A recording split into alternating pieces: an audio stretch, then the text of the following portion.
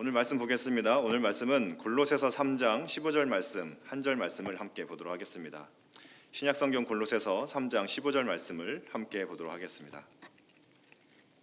한 절 말씀 함께 길지 않으니까요. 함께 합독하여 읽도록 하겠습니다.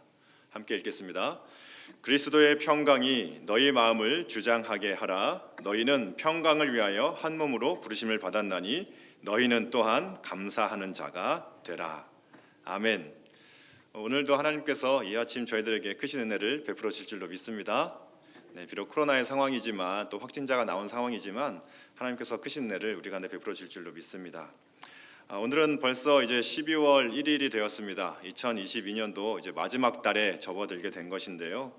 어떠신가요? 한 해를 돌아보시면서 어떠한 마음과 어떠한 다짐으로 살아오셨는지, 그리고 한 해를 돌아볼 때에 어떻게 살아오셨는지 한번 돌아보셨으면 좋겠습니다. 12월은 참 중요한 달이라고 할 수 있을 것 같습니다. 2022년 한 해를 어떻게 살았는지 돌아보기도 하고, 또 주님께서 새롭게 은혜를 베풀어 주실 2023년을 잘 준비해야 되는 시점이 바로 이번 한 달인 것 같은데요. 오늘 말씀을 통해서 하나님의 뜻을 발견하고 또 한 해를 잘 정리하고 새로운 한 해를 잘 준비하시는 시간 되시기를 간절히 바랍니다. 오늘의 말씀의 주제는 평강이라고 하는 주제입니다. 한 가지 여쭤보겠습니다. 여러분들은 평안하십니까? 평강하신가요? 네, 할렐루야. 네, 감사합니다. 비록 지금 코로나 확진자도 많이 늘고 있고 또 여러 가지 어려운 상황 속에 있는 것이 우리 한국 사회의 상황이지만 우리가 변치 않는, 흔들리지 않는 평안함이 우리 가운데 있었으면 좋겠습니다. 평안이라고 하면 저는 가장 먼저 생각나는 찬양이 한 장이 있습니다. 413장 찬양인데요. 가사를 한번 보여주시면 감사하겠습니다. 내 평생에 가는 길 순탄하여 늘 잔잔한 강 같든지 큰 풍파로 무섭고 어렵든지 나의 영혼은 늘 편하다라는 찬양의 가사입니다. 찬양 다 아시죠? 내 평생에 가는 길 순탄하여 늘 잔잔한 강 같든지 큰 풍파로 무섭고 어렵든지 나의 영혼은 늘 편하다. 아멘. 네, 이 찬양이 저는 평강하면 제일 먼저 생각이 납니다. 이 찬송시를 지은 사람은 스태포드라고 하는 사람인데요. 이 사람은 미국의 변호사였고 또 사업가이기도 했던 사람이었습니다. 특별히 신앙이 굉장히 좋아서 당시 이제 부흥사였던 D.L. 무디 목사님과 함께 여러 순회 집회를 다니면서 간증도 많이 했던 아주 신앙인 중에 한 사람이었습니다. 그런데 이 스태포드라고 하는 분에게 큰 시련이 좀 닥쳐오게 되었는데요. 그가 운영하던 공장은 불이 나서 전소가 되고 말았던 것이죠. 그 크게 운영하고 있던 공장이 완전히 불에 타버린 것입니다.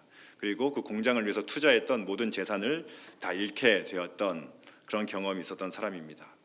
그 일로 인한 것인지는 잘 모르겠지만 그의 아내가 이제 몸과 정신이 쇠약해져서 이제 그는 아내와 또 함께 있던 4명의 딸들과 함께 이제 미국에 살던 그는 유럽으로 휴양을 떠나기로 결정을 하고 이제 유럽행을 결정을 했습니다. 그런데 갑자기 이제 출발할 때쯤 돼서 갑자기 일이 생겨서 본인은 가지 못하게 되었고 이제 그 아내와 딸 4명만 이제 먼저 유럽으로 보내고 본인이 이제 뒤따라서 갈 일정을 세우게 되었습니다. 그래서 이제 아내와 딸이 탄 그 배가 대서양을 건너가던 중에 이 유람선이 다른 배하고 충돌을 하게 되었습니다. 그래서 너무나도 안타깝게도 그 4명의 딸들이 그 충돌 사건으로 인해서 침몰하는 사건으로 인해서 죽게 되었고 아내만 겨우 구조가 되었던 것이죠.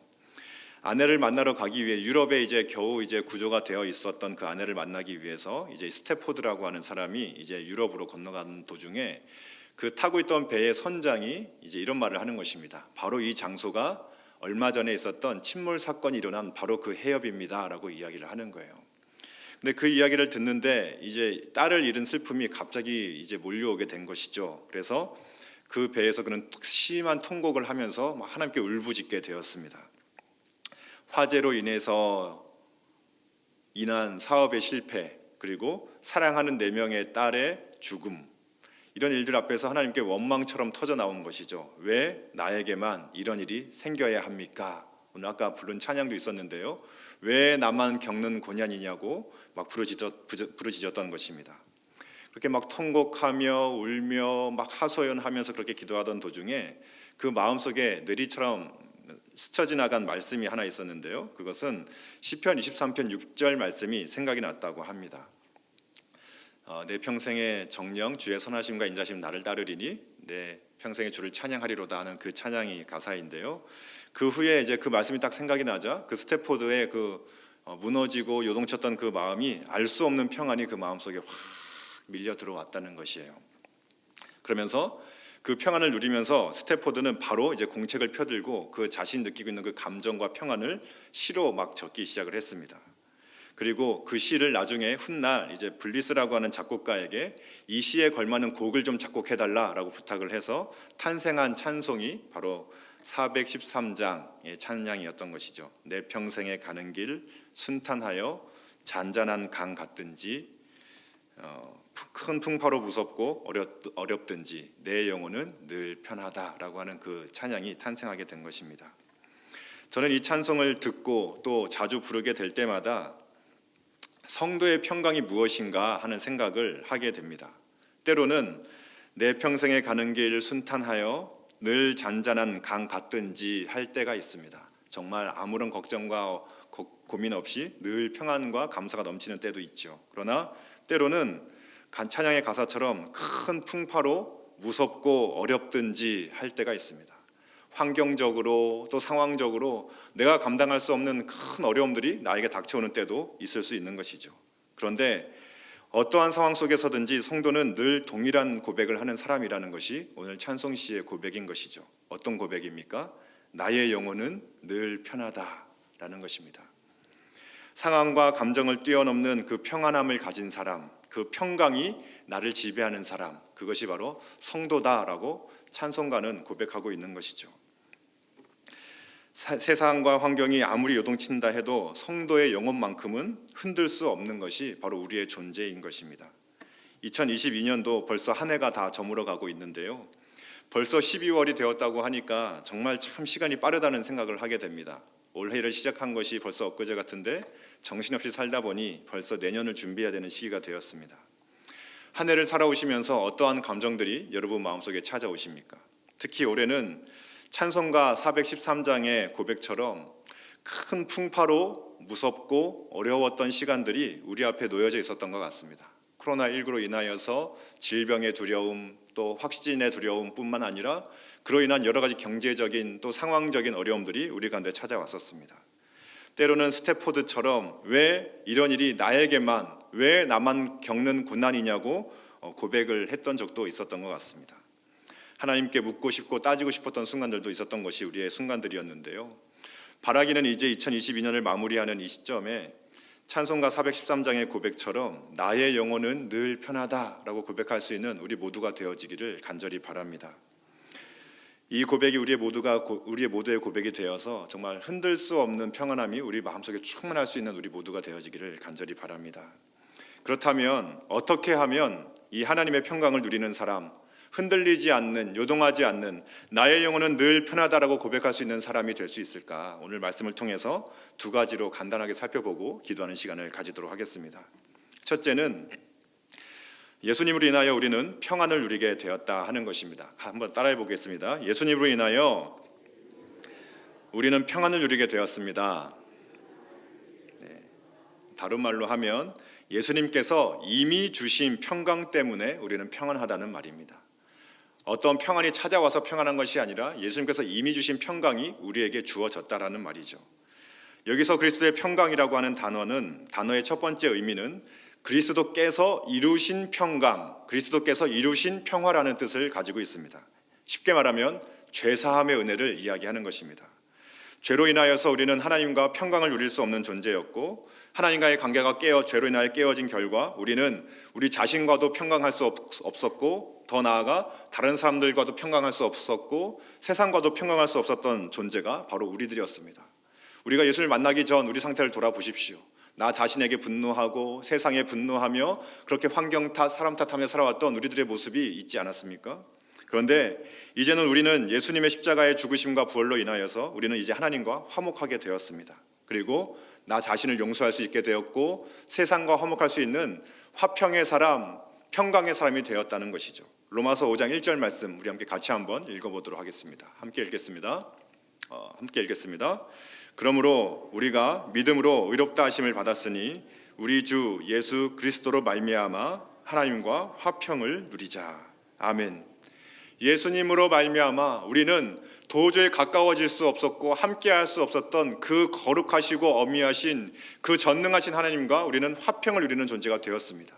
이제 우리는 그 하나님의 축복을 받아 누리는 존재가 되었고 하나님의 보호하심을 누리는 존재가 되었으며 하나님의 인도하심을, 하나님의 돌보심을 받는 존재가 되었다 하는 것이 오늘 말씀의 고백인 것이죠. 하나님과의 화평은 곧 나 자신과의 화평, 또 더 나아가 다른 사람들과의 화평, 더 나아가 세상과의 화평을 누리는 그런 놀라운 존재가 되었다 하는 것이 바로 우리의 존재라는 것입니다.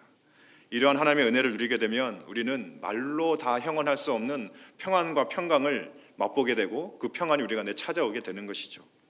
예수님은 우리에게 이러한 근원적인 평강, 말로 설명할 수 없는 정말 근본적인 평강을 우리에게 주신 분이십니다. 요한복음 14장 27절 말씀 함께 같이 한번 읽어보도록 하겠습니다. 함께 읽겠습니다. 평안을 너희에게 끼치노니 곧 나의 평안을 너희에게 주노라. 내가 너희에게 주는 것은 세상이 주는 것과 같지 아니하니라. 너희는 마음에 근심하지도 말고 두려워하지도 말라. 아멘.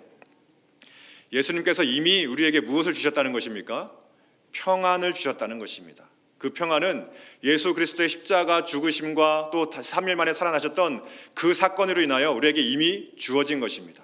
우리에게 불안과 염려와 걱정과 근심과 여러 가지 고통과 고난이 우리에게 찾아옵니다. 그 이유는 근원적인 것은 결국은 죄 때문인 것이죠. 우리가 이 땅을 살아가는 동안 죄로 인하여 하나님과 화평할 수 없었던 우리들은 아무리 열심히 살아봐도 아무리 든든한 보장을 우리가 한다 할지라도 늘 내 마음속 한켠에는 두려움과 불안이 찾아올 수밖에 없었던 존재였습니다. 그런데 이제는 우리는 하나님 때문에 어떠한 상황 속에서도 우리를 지켜주실 그 하나님, 죄와 사망으로부터 우리를 건져주신 그 하나님께서 어떠한 고난과 어떠한 질병과 어떠한 어려움 속에서도 우리를 반드시 지켜주시고 천국 백성 삼으신 그 하나님의 놀라운 은혜가 우리 가운데 함께 하실 것이다 라는 믿음이 우리 가운데 있는 것이죠. 이것이 바로 예수님께서 주신 근원적인 평강이고 또 영구적인 평강인 것입니다. 다른 말로 하면 객관적인 평강인 것이죠. 그 무엇 어떠한 사실로도 바꿀 수 없는 객관적인 평강의 상태를 예수님께서는 우리들에게 허락해 주신 것입니다. 우리가 2022년을 마무리하는 이 시점에 무엇보다 우리가 먼저 꼭 기억했으면 하는 것이 있습니다. 어떠한 사실들보다, 어떠한 팩트보다, 어떠한 뉴스보다 우리가 꼭 한 가지 붙들었으면 하는 사실 한 가지는 예수께서 우리를 죄에서 구원해 주셨다는 사실입니다. 그리고 예수께서 하나님과 우리 사이를 화평케 하셨다는 사실입니다. 그 흔들리지 않는 사실, 그 무엇과도 바꿀 수 없는 이 놀라운 사실을 꼭 붙드셨으면 좋겠습니다. 이 사실을 붙들 때에 우리는 흔들리지 않을 수 있는 것이죠. 어떤 것도 그 무엇도 우리를 하나님의 사랑에서 끊을 수 없노라라고 고백했던 그 로마서 고백처럼 우리가 이 사실을 굳게 붙드는 것입니다. 비록 내 감정은, 내 상황은 그렇게 느껴지지 않는다 할지라도 이 사실을 내가 머릿속으로 든든하게 붙드는 것이죠. 그러면 우리 마음속에 찾아오는 근원적인 평강이 우리를 지켜줄 줄로 믿습니다. 이 평강을 붙드시는 은혜가 있기를 간절히 바랍니다. 이것이 첫 번째 그리스도의 평강이라고 하는 것입니다. 둘째로는 평강이 주장하게 해야 한다 하는 것입니다. 우리 한번 따라해 볼까요? 그리스도의 평강을 따라 결정하십시오. 네. 여기서 그리스도의 평강이 우리의 마음을 주장하게 하라라고 했던 오늘 본문 말씀을 보면요, 주장하게 하라라고 번역된 헬라어 단어는 이제 그 경기 때 심판을 하는 일을 묘사하는 단어입니다. 우리 스포츠라든지 어떤 국가대표 경기들을 보게 되면 꼭 심판들이 있어서 공정하고 또 규정대로 일을 진행할 수 있도록 하는데요. 그 단어의 뜻 주장하게 하다라는 단어는 심판자로 행동하다라는 뜻입니다. 혹은 명령하다, 혹은 지배하다라는 단어의 뜻입니다. 이것이 이제 수동 명령형으로 표현이 되어서 그리스도의 평강이 여러분의 마음을 주장하게 하십시오. 다시 말하면 그리스도의 평강이 여러분의 마음을 지배하게 하십시오. 또 다르게 표현하면 그리스도의 평강이 여러분의 마음에 심판자로 행동하게 하십시오라는 뜻입니다. 무슨 말일까요? 내 마음을 다스리는 것의 주체가, 내 마음을 다스리는 그 주체가 내가 아니라고 하는 것이 첫 번째 포인트인 것입니다. 내 마음은 내 것처럼 여길 때가 참 많이 있죠. 내 마음을 결정하고 내가 선택을 하는 것은 내가 하는 것이라고 생각하기가 참 쉽습니다. 내 감정이 나를 이끌어가게 하고 내 환경이 나를 이끌어가게 하는 것이 우리의 삶이라고 생각하기 쉽습니다. 그런데 오늘 성경의 본문은 내 마음을 이끌어가게 하고 내 마음을 주장하며 내 마음의 심판자로 행동해야 되는 주체가 내가 아니라고 이야기하고 있는 것입니다. 더 나아가서 내 마음의 결정은 내 감정에 따라 하는 것도 아니라는 것입니다. 내 상황에 따라 하는 것도 아니라는 것이죠. 환경이 어떤 결정을 내리도록 하게 하는 것이 아니라는 것이 두 번째 포인트입니다. 내 마음을 다스리는 주체가 누구라는 것입니까? 내 마음을 결정짓는 그 주체는 내가 아니라, 상황과 감정이 아니라 그리스도의 평강이 되어야 한다라고 오늘 본문이 이야기하고 있는 것입니다. 다시 말하면 마치 심판관들이 정확한 그 규칙과 룰에 따라서 모든 경기의 결정적인 순간에 정확한 판단을 내려주듯이 성도는 성도에게 찾아오는 매 결정의 순간순간들마다 그리스도의 평강을 따라서, 그리스도의 평강을 쫓아서 판단을 내려야 한다 하는 것이 오늘 본문의 내용인 것이죠. 그래서 헬라어 사전 중에 한 사전은 오늘 본문을 이렇게 번역을 하기도 합니다. 그리스도의 평강이 결정적인 요인이 되게 하십시오라고 번역을 하기도 하는 것이죠. 결정적인 요인. 연말 연시가 되면 우리는 새로운 계획을 세우기도 하고요, 또 인생의 중요한 결정을 내리기도 합니다. 재정에 대하여서, 또 물질에 대하여서, 또 사람과 관계에 대하여서 결정을 내리기도 합니다. 거주지, 사는 곳에 대하여 결정을 하기도 하고 계획을 세우기도 합니다.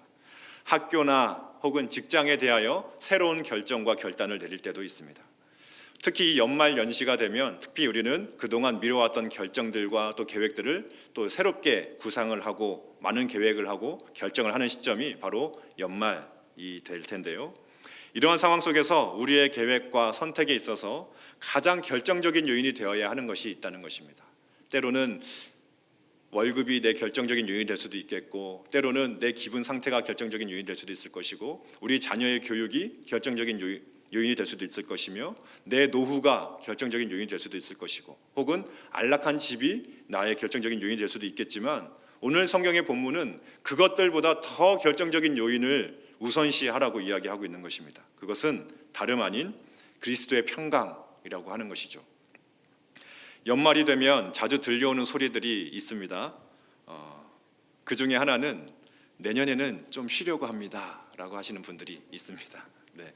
웃으시는 분은 그런 분들이신 건가요? 네. 어떤 분은 교회 봉사에서 쉬려고 하기도 하시고요, 또 어떤 분은 이제 교회를 옮기겠다고 하시는 분도 종종 있습니다.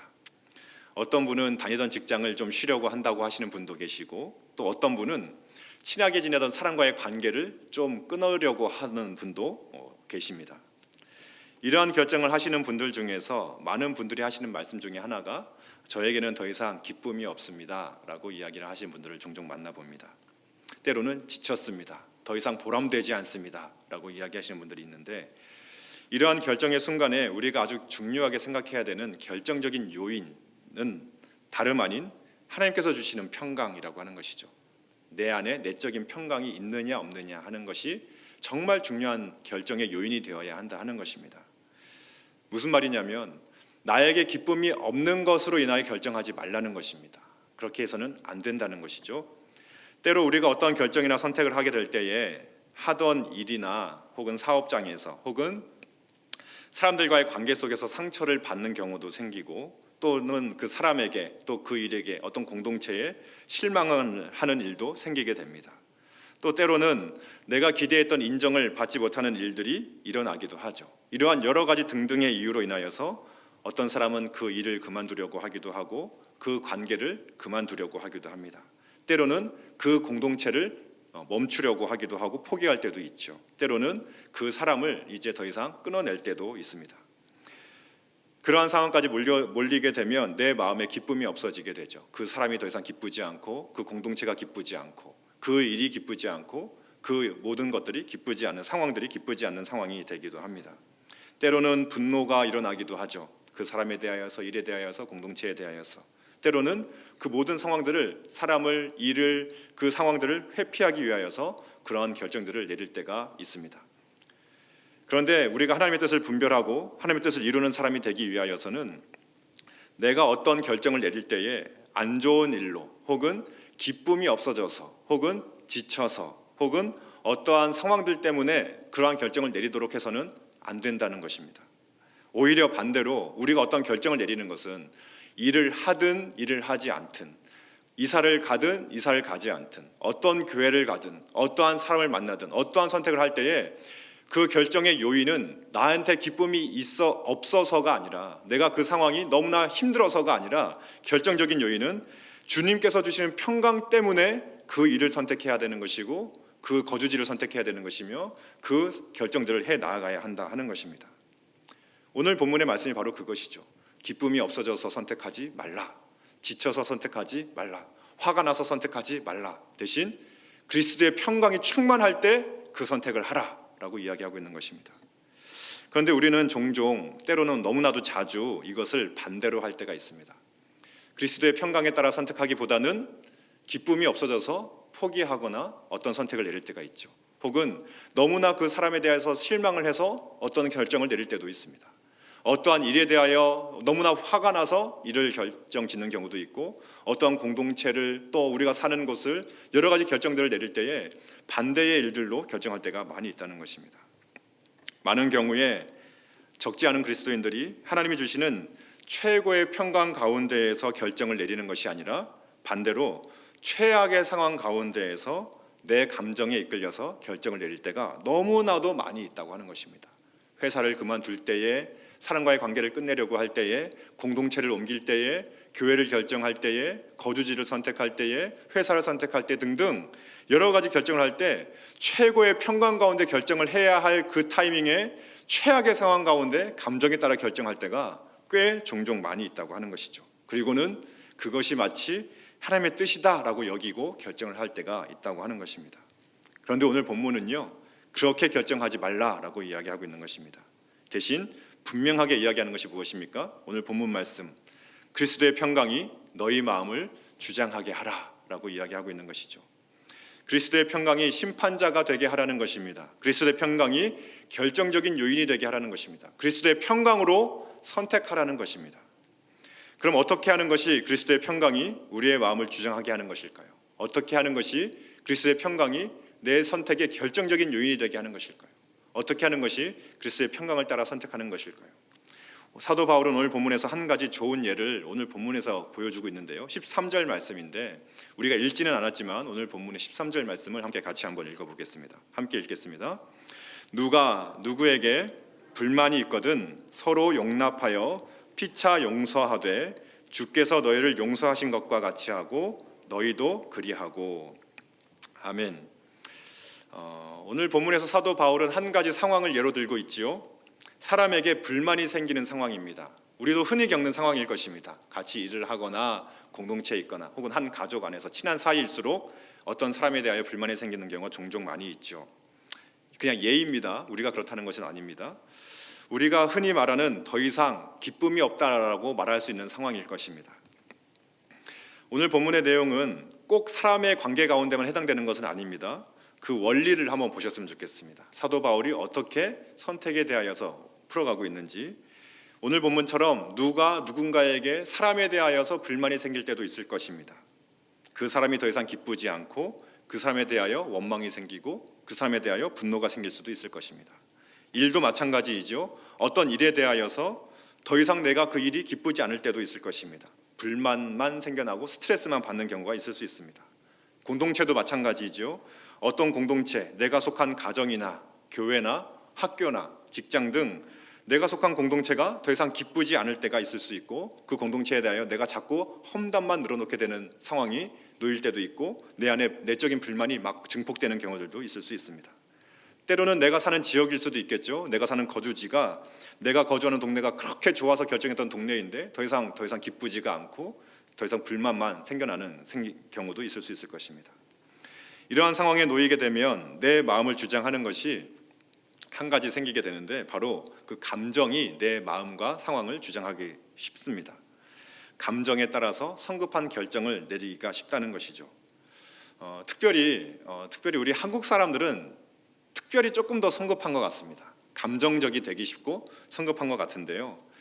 피터 언더우드라고 하는 외국인 컨설턴트가 쓴 책이 한 권 있습니다. 퍼스트 무버라고 하는 책인데, 그 책에는 이제 외국인들의 시선으로 봤을 때 한국인들이 성급한 한국인의 빨리빨리 베스트 10을 한번 적어놓은 것이 재미있어서 제가 한번 가지고 와봤는데, 화면 한번 보여줄 수 있을까요? 예, 글씨가 조금 작기는 한데, 이 결과를 보면 우리 한국 사람들이 얼마나 성미가 급하고 성급한지가 잘 나와져 있습니다.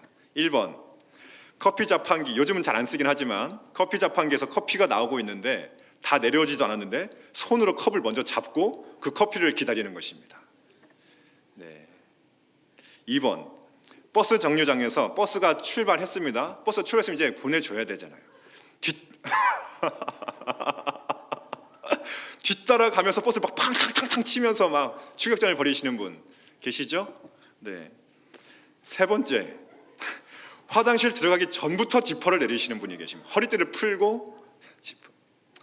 죄송합니다. 제가 막 웃겨가지고. 네. 4째, 삼겹살이 다 익기도 전에 먼저 젓가락 찔러 보시는 분 계시죠? 네. 5번째, 엘리베이터에서 2초도 채 못 참고 바로 닫힘 버튼 누르시는 분 계십니다. 6번째, 3분 기다려야 되는 컵라면, 3분 라면입니다. 3분도 되기 전에 뚜껑을 열어서 드시는 분 계십니다. 7번, 영화관에서 엔딩 자막이 다 끝나기도 전에 일어나 나가시는 분 계시고요. 8번, 화장실에서 볼일 보면서 동시에 양치질 하시는 분 계시죠? 저도 여기에 해당되는데요. 9번, 웹페이지가 3초 안에 안 열리면 그걸 봐야 되잖아요. 근데 그걸 닫아버리십니다. 뭘 하려고 했는지 잊어버리시는 거예요. 화가 나가지고. 왜 이렇게 안 열려 하면서 보려고 하는 페이지가 안 뜨면 바로 닫아버리시는 분. 10번, 편의점에서 음료수를 구매하려고 계산대에 가져가면서 돈도 안 내고 먼저 뚜껑 따고 드시면서 계산하시는 분 계시죠? 네.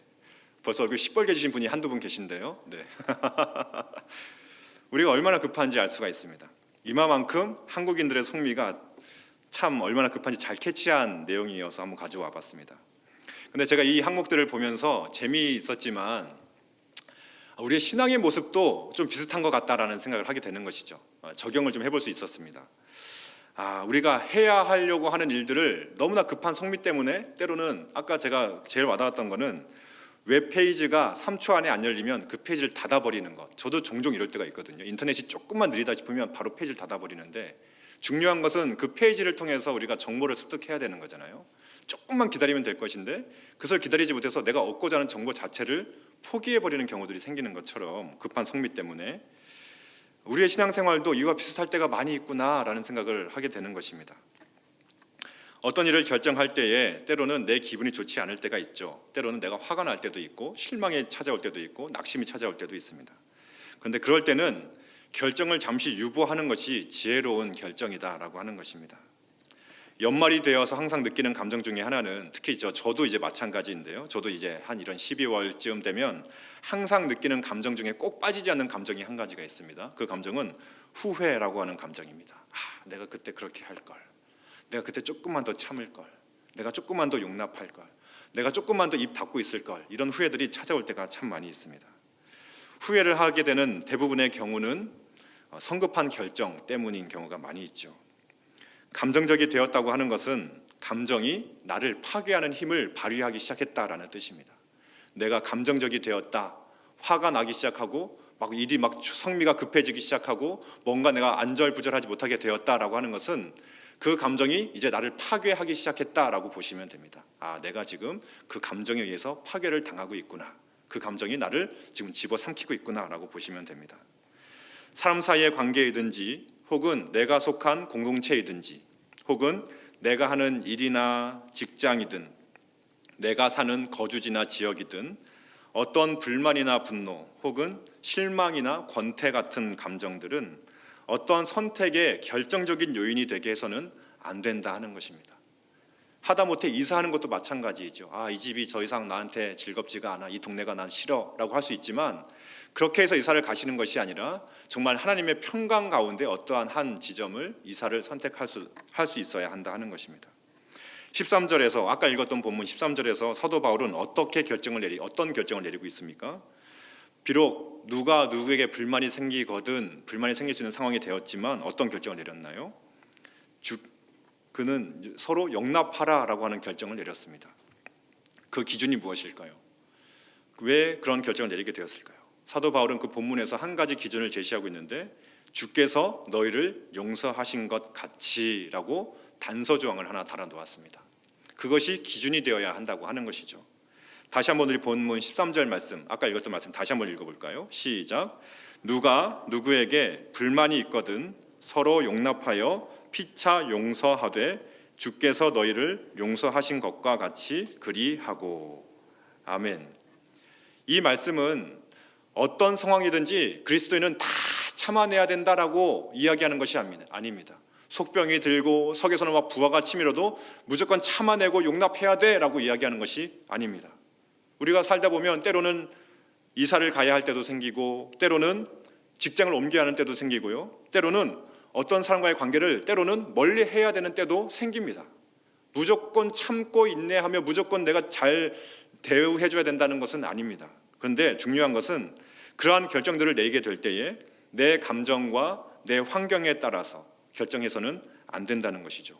그러한 결정을 내릴 때에도 어떠한 것이 기준이 되어야 된다는 것입니까? 그리스도의 평강이 주장하게끔 해야 한다는 것입니다. 그 선택이 가장 최선의 선택이라는 내적인 확신과 평강이 찾아올 때 이사를 가기도 하고, 때로는 사람과의 관계를 멀리하는 것이 꼭 필요하다고 여겨지면 그렇게 하는 것이죠. 단지 화가 나서, 그 사람이 꼴보기 싫어서 그 사람과의 관계를 내가 회피하고 싶어서가 아니라 그렇게 해야만 된다라는 내적인 평강이 찾아올 때에 그렇게 해야 한다는 것입니다. 그리스도의 평강이 주장하게 하라고 하는 것은 이런 뜻입니다. 그리스도께서 성도들을 위하여 이루신 평화가 있습니다. 예수님께서 우리들에게 놀라운 평화를 이루셨죠. 그 그리스도의 평화를 이루고 또 그 평화를 촉진하고 또 연장하기 위하여서 우리가 선택하는 것을 의미하는 것입니다. 그리스도의 평강이 주장하게 하라는 것은 그 그리스도의 평화가 더 확장되는 범위로, 오늘 본문을 보게 되면 한 형제가 불만이 있을 수 있습니다. 그런데 그 불만을 가질 때에 과연 그 불만 때문에 상대방을 파괴하고자 하는 마음으로 그 형제를 욕하거나 그 형제를 험담하거나 그 형제와 관계를 맺지 않는 것이 아니라 그리스도께서 나에게 이루신 그 평화를 확장하고 또 이루고 또 촉진하고 연장하기 위한 선택을 하는 것이 바로 그리스도의 평강이 내 마음을 주장하는 것이다 라고 이야기하는 것이죠. 그래서 사도 바울은 주께서 나를 용서하신 것을 생각한 것입니다. 하나님께서 나를 용납해 주시고 용서하셔서 천하의 괴수 같은, 정말 죄인 중에 괴수 같은 내가 사도가 되어 땅끝까지 이르러 하나님의 복음을 전하는 놀라운 복음의 사명자가 되었다면, 비록 내 상황 가운데 때로는 마음에 들지 않는 상황이 있지만 내가 한번 참아주고 용납해 준다면 그도 반드시 성장하고 성숙하여서 하나님의 놀라운 일꾼이 될 것이다 라고 하는 그 기대와 마음을 가지고 참아주고 용납해 주는 것, 그런 마음이 마음속에 평강으로 찾아오게 될 때 그렇게 참아주고 용납해 줄 수 있게 되는 것이죠. 내가 하는 선택이 단순히 내 감정을 상하게 하고 나에게 피해를 입힌 그 상대방에 대한 복수를 위한 것이 되어서는 안 된다는 것입니다. 때로는 그 상대방에게 해를 입힘으로써 내가 기쁨을 얻기 위한 것이 되어서는 안 된다는 것이죠. 내가 하는 선택이 단순히 내가 더 많은 이익 그 자체가 내 목적이 되어서는 안 된다는 것입니다. 내가 하는 선택이 단순히 나에게 기쁨이 없기 때문만은, 그것 때문만은 내가 그런 선택을 해서는 안 된다는 것이죠. 단순히 힘든 상황을 회피하기 위한 수단으로 내가 그러한 선택을 해서는 안 된다는 것입니다. 내가 하는 선택이 그리스도가 나에게 베풀어 주신 그 용서와 구원의 은혜에 부합하는 것이 될 때 그 선택을 하는 것입니다. 내가 하는 선택이 하나님께서 내게 주신 그 사명에 부합하게 될 때에 내가 그 선택을 하게 되는 것이죠. 내가 하는 선택이 타인과 공동체에 유익이 될 때에 내가 그 선택을 하는 것입니다. 내가 하는 선택이 하나님께서 주신 그 말씀에 대한 순종의 차원이 될 때에 그 선택을 하게 되는 것입니다. 그래서 사도 바울은 13절에서 주께서 우리를 용서하신 것과 같이라는 기준으로 그 형제를 용납할 수 있는 결정을 내리게 된 것이죠. 이것이 바로 그리스도의 평강이 우리 마음을 주장하게 할 때 일어나는 놀라운 일이라고 하는 것입니다. 이러한 일들을 분별하고 하나님의 뜻을 분별하기 위해서 우리가 해야 하는 것이 한 가지가 있습니다. 그것은 바로 다름 아닌 기도라고 하는 것이죠. 그리스도의 평강이 주장하게 하는 일, 하나님의 뜻이 맞는지 아닌지 찾아보면서 그 평강이 내 마음을 다스리도록 하는 일련의 과정들은 하나님과의 교제하는 과정입니다. 빌립보서 4장 6절로 7절 말씀을 우리 함께 같이 한번 읽어보겠습니다. 잘 아시는 말씀인데요, 함께 같이 한번 읽어보겠습니다. 함께 읽겠습니다. 아무것도 염려하지 말고 다만 모든 일에 기도와 간구로 너희 구할 것을 감사함으로 하나님께 아뢰라. 그리하면 모든 지각에 뛰어난 하나님의 평강이 그리스도 예수 안에서 너희 마음과 생각을 지키시리라. 아멘. 기도하다 보면 하나님의 평강이 우리의 마음과 생각을 지키시고 또 하나님의 평강이 내 마음을 다스리는 때가 반드시 찾아옵니다. 아멘이시죠? 네. 기도하다 보면 때로는 염려로 내 마음이 충만해질 때가 있습니다. 그런데 그 순간 결정을 하기보다 기도하러 나아가시면 그 기도 현장 가운데서 반드시 오늘 말씀처럼 모든 지각에 뛰어난 하나님의 평강이 그리스도 예수 안에서 우리의 마음과 생각을 지켜주시는 때가 반드시 임하는 것이죠. 반드시. 만약에 그 평강의 때가 임하지 않았다 그러면 선택할 때는 아닌 것입니다. 더 기도할 때인 것이죠. 아직 선택을 할 때가 아니라는 것입니다. 평강이 찾아올 때까지 기도하다 보면 그리스도의 평강이 내 마음을 지키시고 다스리는 때가 반드시 찾아옵니다. 그때 선택하셔야 되는 것이죠. 그 기도한 대로 결정하면서 하나님의 인도하심을 구하며 나아가시면 되는 것입니다. 지난 교회에 한 집사님이 계셨는데요, 노후 자금으로 푼 돈을 조금씩 저축하고 모으시다 보니까 제법 많은 돈이 모이게 되었습니다. 한 수천만 원 정도 되는 꽤 많은 돈이 모이게 된 것이죠. 근데 이 돈으로 이제 무엇을 할까 이제 고민을 해보신 것입니다. 차를 바꿀까, 아니면 집을 사는데 좀 보탤까, 아니면 아이들 뭐 선물을 해줄까, 여러 가지 생각을 하시다 보니까, 근데 막상 또 그걸 놓고 고민하고 기도하시는 가운데 이 돈으로 차를 사는 것도 그렇게 기쁘지 않더라는 것입니다. 그럼 평강이 찾아오지 않더라는 거예요. 또 집을 조금 이렇게 얹어서 조금 좀 좋은 집으로 이사를 가볼까 생각도 들었지만 그것도 그렇게 막 마음속에 평강으로 임하지 않더라는 것입니다. 계속해서 기도하는 도중에 이 집사님 한 분이 마침 아프리카에서 선교하시는 그 교회에서 파송 선교사님 중에 한 분이 생각이 난 것입니다. 그래서 이 돈이 비록 내가 꽤 작은 돈은 아니고 꽤 큰 돈이고 내가 할 수 있는 일이 꽤 많이 있지만 이 돈으로 선교 사역에 쓰임을 받으면 참 좋겠다는 생각이 들어왔다는 것입니다. 그래서 계속해서 그것이 맞는지 묻고 하는 가운데 충만하게 평강이 찾아오면서 이 하나님께 헌금을 해야 되겠다는 마음을 가지고 이제 그 교회에 선교 헌금으로 이제 하게 되었습니다. 그런데 때마침 그 선교사님, 그 아프리카에서 사역하는 그 선교사님이 이제 아프리카에 신학교를 지으신 거예요. 이제 신학교를 짓고 현지 목회자를 길러내는 그 너무나 귀한 일이 이제 시작이 되려고 하던 차에 건축 비용이 조금 모자라게 된 것입니다. 근데 그 비용을 이제 그 선교사님께 드렸더니 이제 그 선교사님이 그 신학교를 완공하는데 너무나 요긴하게 쓰이는 그런 일들이 있었습니다. 결국 그 헌금으로 아프리카에 목사를 양성하는 신학교가 무사히 세워져서 현지 목회자들이 배출되어지고 그 교회들이 점점 더 왕성해져가는 그런 놀라운 일에 쓰임을 받게 된 것이죠. 다른 목사님의 설교 가운데 나온 유머를 한 가지 소개해드리고 말씀을 마치려고 하는데요. 요즘 천국에서는 천국의 법정이 있는데 유머입니다. 유머로 받아주시면 좋겠습니다. 천국 법정 가운데 자주 찾아오는 한 존재가 있답니다. 다름 아닌 사탄이 그렇게 자주 찾아온다고 하는데요. 하나님 앞에 하소연을 그렇게 많이 한다는 거예요. 법정에 찾아와가지고 하나님 앞에서 하소연을 하는데 사탄도 하나님을 인정하기도 하고 또 하나님께 이제 하나님의 명령이 있어야지 움직이는 존재니까. 근데 이제 이 사탄이 하는 하소연이 무엇이냐면 요즘 인간들이 자꾸만 자기에게 모든 것을 다 뒤집어 씌운다는 것입니다. 내가 한 일이 아닌데 이 사람들, 그 인간 작자들이 자꾸 내가 했다고 억울해 죽겠다고 하나님 앞에 찾아와서 하소연을 한다는 유머를 제가 들은 적이 있는데, 그리스도의 평강이 너희를 주장하게 하라고 하는 이 말은 결국 사람 탓, 환경 탓 할 필요 없다는 말이죠. 우리가 그리스도의 평강이 내 마음을 주장하지 못하게 하니까 결국 흘러가는 방향은 사람 탓하게 되고 환경 탓하게 되고 원망과 불평이 터져나오게 되는 것입니다. 우리가 하나님 앞에서 하나님의 뜻대로 하나님의 그 그리스도의 평강이 내 마음을 주장하게 할 때에 우리는 환경 탓, 사람 탓 안 하게 될 줄로 믿습니다. 더 나아가서 하나님께서 주시는 그 큰 일들을 함께 이루어가는 놀라운 그 하나님의 사역 가운데 우리가 동참하게 될 줄로 믿습니다. 이제 2022년도 한 달 정도 남았는데요. 2023년을 또 준비하면서 또 많은 결정들과 또 새로운 계획들, 비전들을 세워 나가실 텐데 무엇보다 다른 어떤 것보다 그리스도의 평강이 우리의 마음을 주장하게 하셨으면 좋겠습니다.